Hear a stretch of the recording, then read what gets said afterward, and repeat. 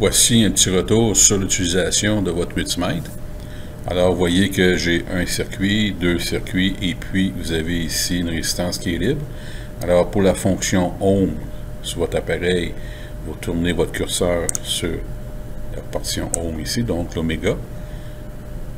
Vous pouvez prendre votre valeur au niveau de votre résistance.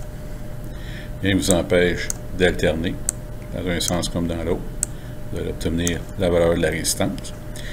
Évidemment, lorsque le circuit est sous tension, on ne recommande pas de prendre des mesures en valeur ohm, parce que vous allez avoir des problèmes avec votre appareil aussi. Vous pourriez l'endommager dans certains cas.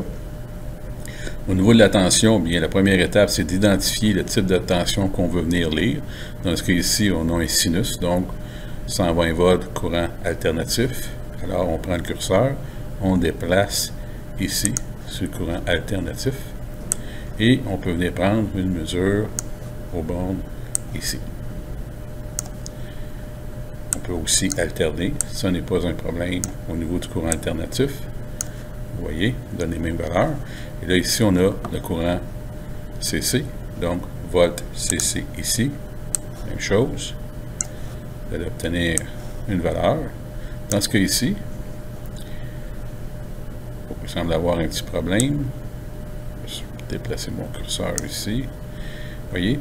Donc, dans ce cas ici, nous avons une valeur de moins 5 volts. C'est tout simplement qu'on a opposé notre signal. Alors, ce qu'on va faire, on va juste alterner. Donc, la sonde noire sur le négatif afin de suivre le sens des électrons. Et on se retrouve avec plus 5 volts.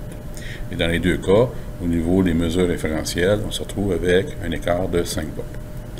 Maintenant, pour le courant, eh bien, c'est un petit peu plus complexe, si on veut. Il faut, évidemment, fermer le circuit. Alors, même chose, on va venir identifier le courant. Est-ce que c'est du CC ou du AC? Dans ce cas ici, c'est du AC. Alors, il va falloir que je retire ici un de mes conducteurs. Donc, au niveau de la simulation, il faut que je le retire. Je vais juste arrêter ma simulation.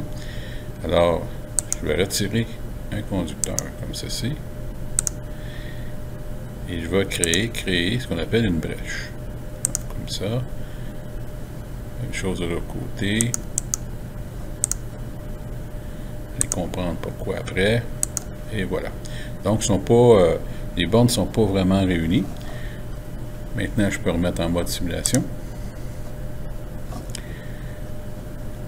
Et je vais travailler sur le AC.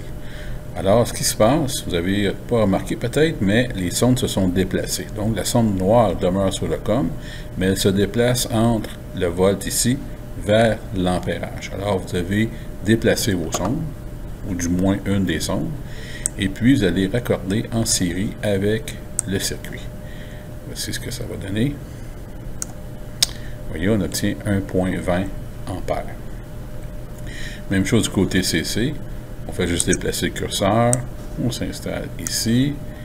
On s'installe ici. Et on obtient moins 50 ampères. Alors, tout ce qu'on a à faire, c'est de suivre le sens des électrons. Alors, on inverse. Et voilà, vous obtenez 50 milliampères.